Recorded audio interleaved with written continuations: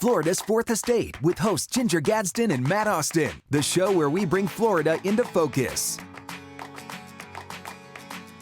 Hey there, and welcome to another edition of Florida's Fourth Estate. I'm Matt Austin. And I'm Ginger Gadsden. So good to be back with you again this week. You know, summer is waning, but the stories in Florida, they keep on coming. Ooh, they come in hot too, don't they, Gigi? We've got a lot to give you this week. Yeah, that's for sure. Okay, one of the stories that people have been watching, not just here in Florida, but around the world, actually, is the launch of that SLS rocket super launch system. We're talking about Artemis I. And this is the rocket that is going to get Americans, people, back to the moon after 50 years, right? Maybe. So, okay, can I Ginger and I are we're gonna have words on this one, so go ahead. Because I love anything dealing with NASA and space and all this stuff, and it's right in our backyard. Matt needs to get on board. He is not. It has been scrubbed. Is it twice now? I think.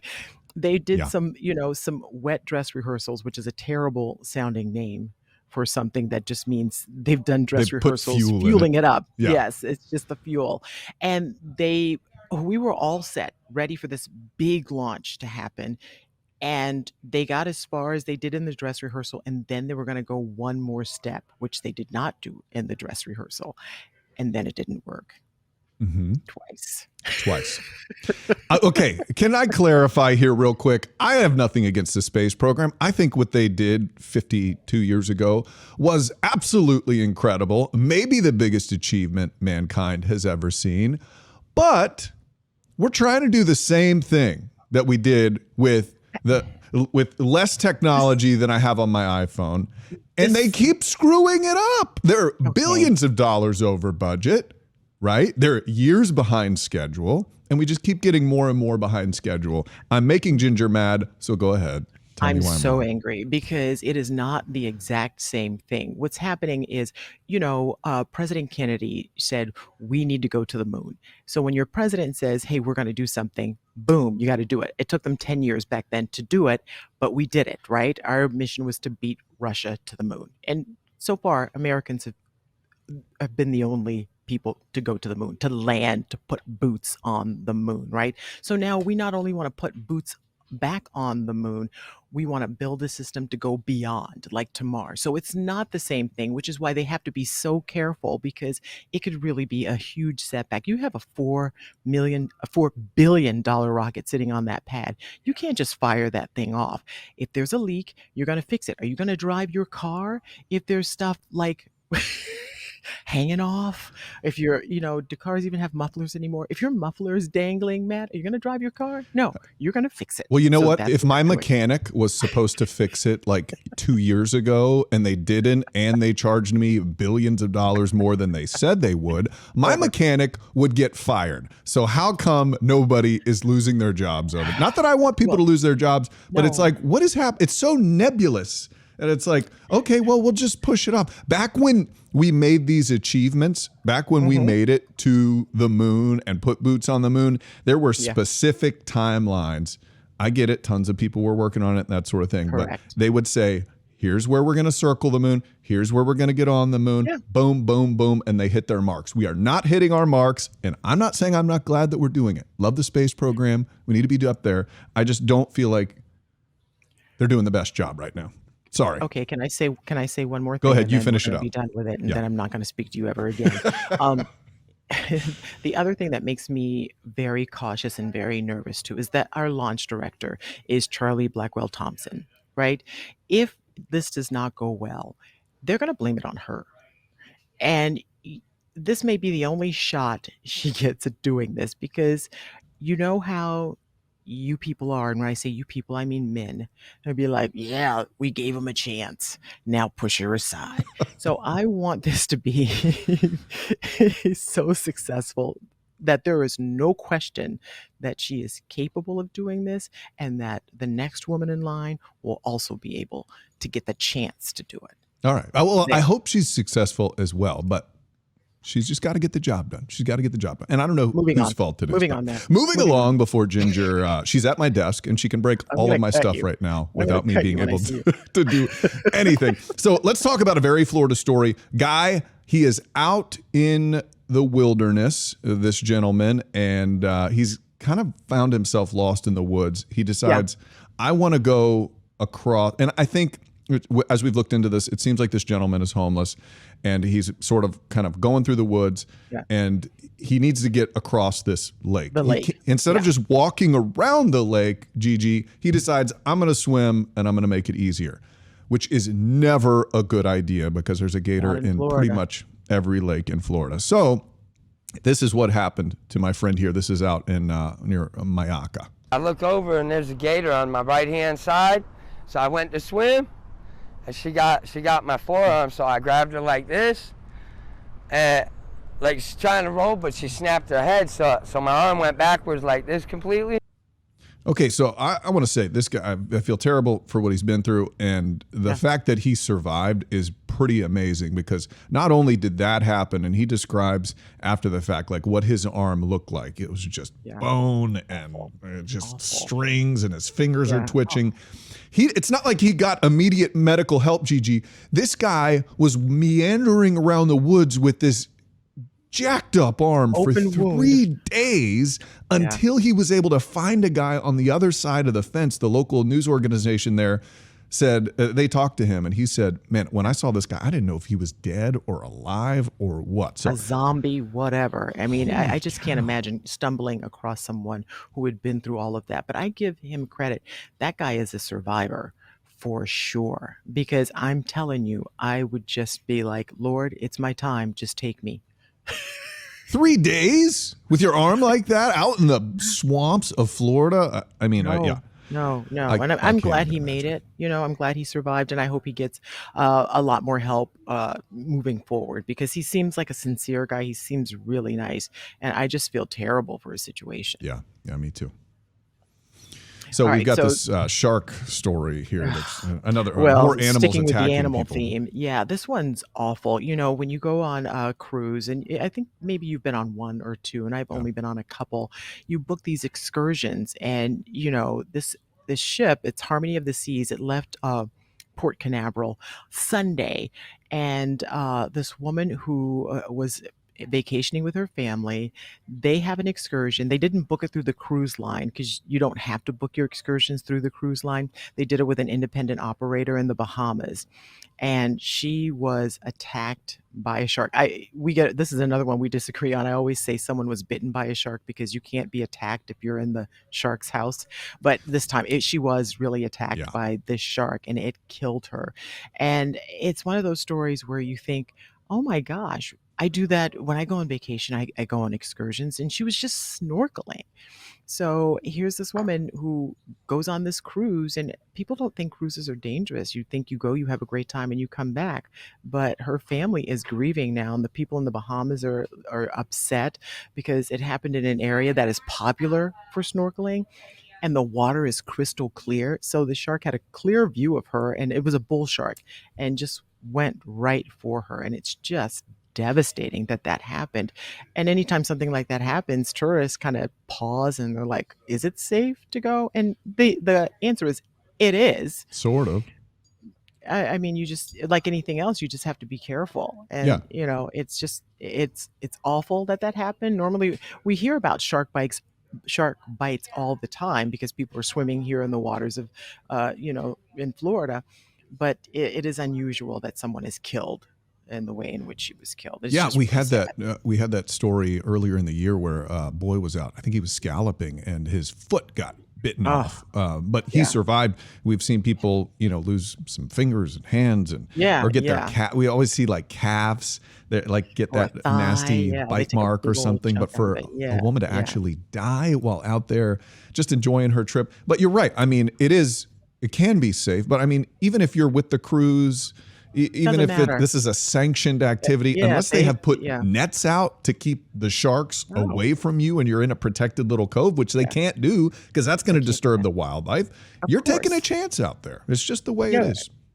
I know. So, but our her family's grieving, and we're so sorry that happened to her. And she's not a Florida woman, but this ship originated in Florida, but it's still just very sad. Yeah, it really is. It stinks. You hate to hear stories like that, and our best to her family.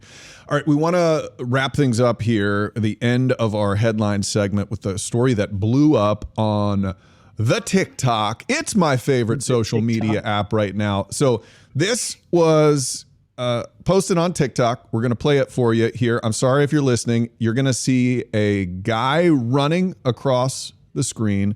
There's a little caption that says, "When thinking you left the hood."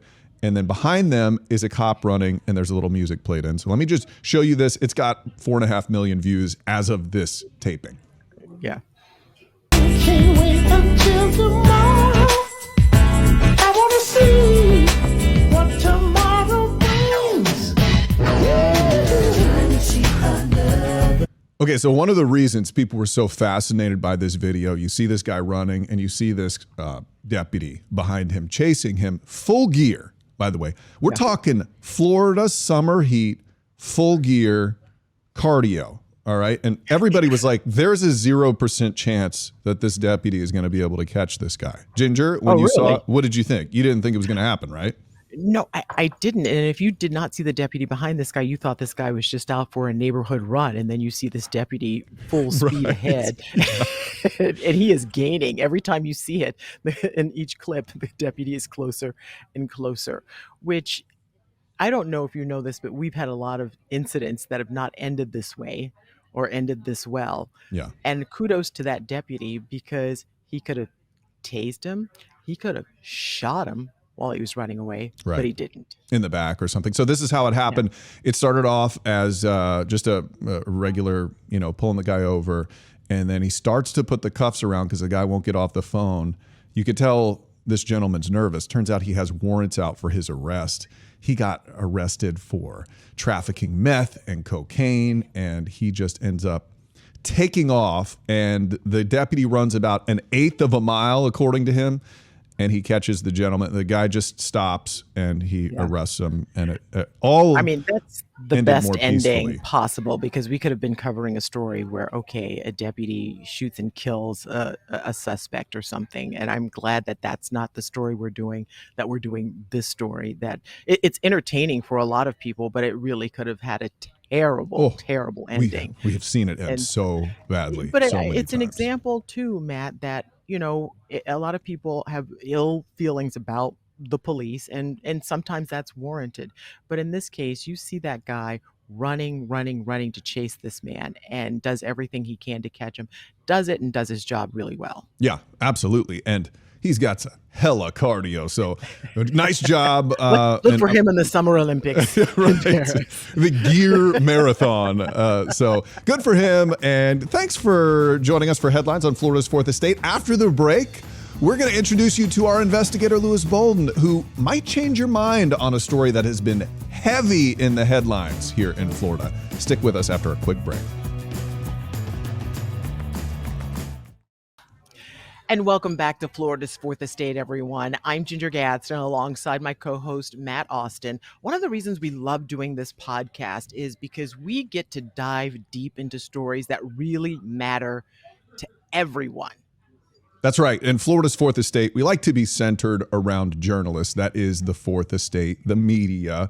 A lot of people don't know that. So we have a fantastic journalist in our building, a bunch of them, in fact, who has been really focused on this one issue that kind of took us for some twists and turns. You see, the laws in our state have changed about who can vote. Felons can now vote once they have served their time and paid their penalties. But some of them. Yes, some of them. Now, if you were involved in a sexual assault or a murder and all of your stuff is finished, you are still not allowed to vote. So the governor held this, big press conference in which he talked about 20 arrests in which people voted who weren't supposed to. All right. And he put the onus on those people. But as we kind of dug into this story at our news station, we found out maybe these people just thought their rights were back, but they really weren't. And now they're being prosecuted for it. Our reporter, Louis Bolden, a fantastic investigator, did this story, and we want to play the story for you, and then we're going to talk to Louis about what he found. Take a look. I think that most of this was unintentional. State Senator Jeff Brandes told News 6 not only did he author the implementing legislation for Amendment 4, but he says he and others were intentional when they did it. We thought that there needed to be some grace, and so that we put the word willingly in, which means, they have to have knowledge of what they're doing in order to actually commit a crime. That's the exact portion of the statute Fifth Circuit State Attorney William Gladson's office referred to back in May, when they decided not to file charges against 6 people accused of illegally voting in the 2020 election. The statute states, a person who willfully submits any false voter registration information commits a felony of the 3rd degree. The division supervisor in the Fifth Circuit wrote, willfully requires the state prove the actions were intentional, knowing, and purposeful. He goes on to write, in all of the instances where sex offenders voted, each appear to have been encouraged to vote. Each were given voter registration cards, which would lead one to believe they could legally vote in the election. They sent me a voter registration card. That's one reason 59-year-old Peter Washington told News 6 he thought he was eligible to vote. Did you intentionally cast an illegal ballot? No. Washington was one of 20 other people arrested for allegedly illegally voting in the 2020 election. And now they're going to pay the price for it. The governor made the announcement 2 weeks ago, but never mentioned that most, if not all of the defendants, thought their rights had been restored. I think what you're going to find out is that a jury, once this stuff goes to a jury or frankly goes to a judge or even a good state attorney, they're going to have a really tough time showing that these people willingly and intentionally tried to deceive or tried to commit fraud. So this is a very fascinating story. You come out thinking, why are these people voting? And then you sort of hear from their side, which we as journalists aren't supposed to jump to conclusions. And then you start to have a little grace for them. And that is where our reporter, Louis Bolden, comes in. Louis, welcome to Florida's Fourth Estate. Hey, well, thank you for having me, guys. Oh, thank you for the work that you've done on this story, because so many people, this is the story anywhere I go now lately, people want to talk about this story because it has really engaged the community. And honestly, when we all go into journalism, Louis, this is why, because you are a voice for the people who do not have one. Absolutely. That is one of our calls as journalists, to be a voice for the voiceless. And when you are a convicted felon, you lose your voice because people stop believing you. And so when you're a convicted felon and you come out and say, oh, I legitimately thought I had a right to vote, people don't necessarily listen to you because they already think you're a criminal and you've lost your credibility. So yes, I agree with you. This story reminded me the importance of journalism and reminded me why I love being an investigative reporter. Yeah, and I want to address those concerns, Louis, real quick, because people are going to see this story and they're going to say, look, these people could just be lying. You know, maybe they did know that their rights were not back and that they did this intentionally. How do we know? How can we be sure that these folks weren't malicious and weren't just trying to vote when they really shouldn't have been? Well, what you do as a journalist is you listen to it and to what they have to say, and then you decide, is this plausible? And in this case, I believe it is plausible. Mr. Washington said there were a series of events that led him to believe that his rights had been restored. The first was that he got 3 jury summons. He got 2, maybe even 3 jury summons in the mail. If you are a convicted felon under Florida statute, you are not allowed to sit on a jury. So why are these people receiving jury summons? And we looked it up. And not only Mr. Washington, but Michelle Stribling and Jerry Foster, who were 3 people from Central Florida of the 20 people who were arrested by the governor's new election fraud team. All 3 of them say they have received jury summons. So that was the first thing that led Mr. Washington to believe that his rights had been restored. He got the jury summons. He got multiple jury summons. He showed up. He wasn't actually called to sit on the jury. But then he thought, my rights are restored, so I'm going to go and register to vote. He was allowed to register to vote. He then got in the mail a voter ID card. So when it was time for the election, he went to the polls and showed his voter ID card and said to poll workers, "Is this valid?" They looked at the card and said, "Yes, it's valid." So he voted. So when a person who is working at an election office, a poll worker tells you that your card is valid, you trust them, and so you go and cast your ballot. And Louis, the other thing that really struck me is that if this man has malicious intent, one, you don't show up to a courthouse for jury duty, right? And two, you don't try to do the right thing as a productive citizen and show up and get a voter registration card. And you said something that was so telling when you first reported this story, that you have lived in Central Florida and in Florida for many, many years. And how many times have you been called for jury duty? I have lived in Central Florida for 21 years, and I have gotten one jury summons in the mail. And I live in Orange County, the same county that Peter Washington lives in. So if I am getting one jury summons, why are you sending a convicted felon 3 jury summons? It's a question that we had. And so we actually are airing a story today where we try to track down the process or nail down the process for jury summons. It is a much more complicated process than I think most people realize, but we're going to be talking about that today at 5 o'clock. What is the process for people to receive a jury summons? I'll explain it all at 5. Ooh. Yeah, and all of this has really set off a series of finger pointing because the governor says the onus is on the supervisor of elections, and the supervisor of elections they're saying that no, it's on the state. Right. There is a lot of finger pointing. As you said, the local supervisor of elections are all saying, no, this is not our responsibility. We don't have access to this data. We depend on the Department of State to notify us when someone is ineligible to vote. Now, in the case of Mr. Washington, the local supervisor of elections was notified, but listen to this. Mr. Washington registered to vote at the end of May.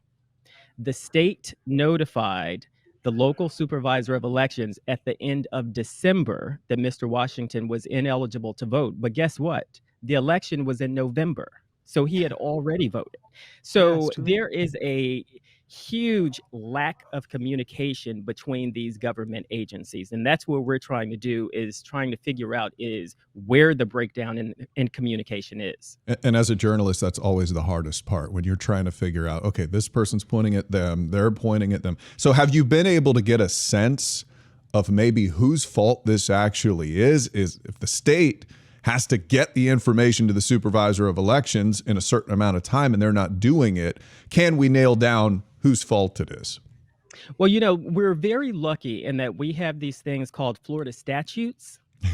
And we can refer back to the statutes. All of the supervisors of elections are pointing to the statute. And what the statute says is that it is up to the Department of State to notify the local supervisors of elections when a voter is ineligible. And if you think about it, that makes sense because the local supervisors of elections don't have access to that state data.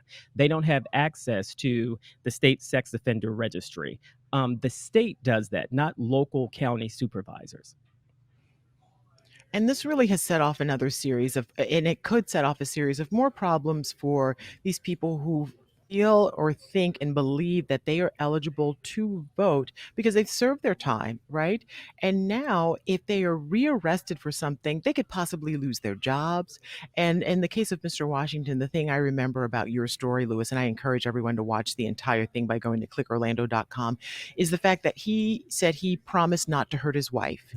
And that really embarrassed her. It hurt her. It hurt the family.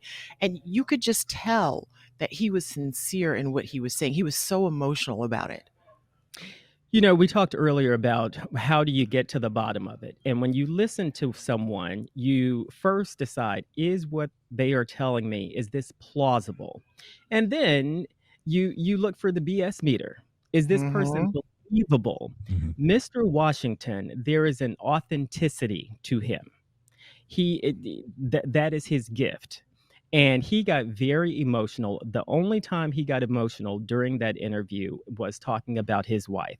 And he said, "Hey, I was a convicted felon. So my wife took a chance on me.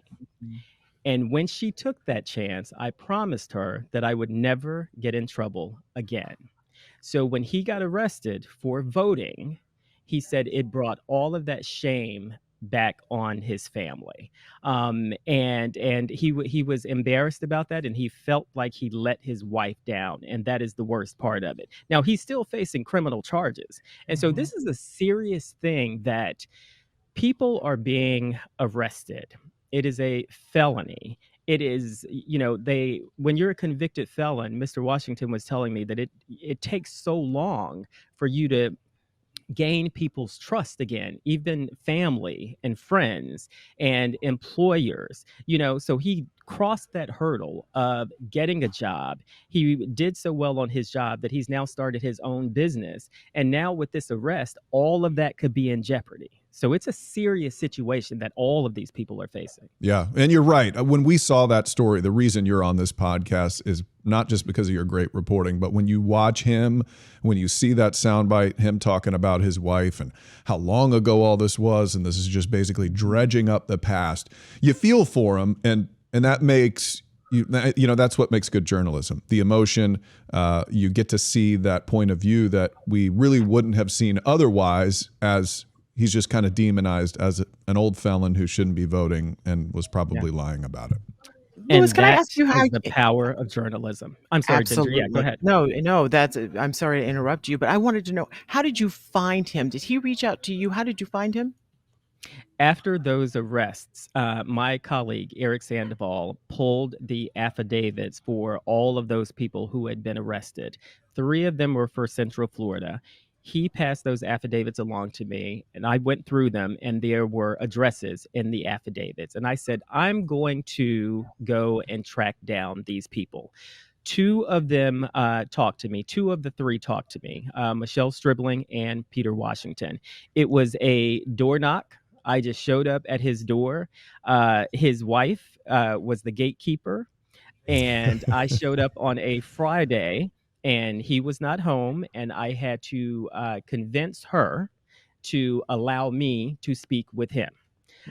So Friday, she wasn't convinced. So I went back on Monday and we talked some more. And then she called him on the phone and said, I think you need to talk to this guy. So we spoke on the phone, and then we set up an interview for a couple days later. And that's how it happened.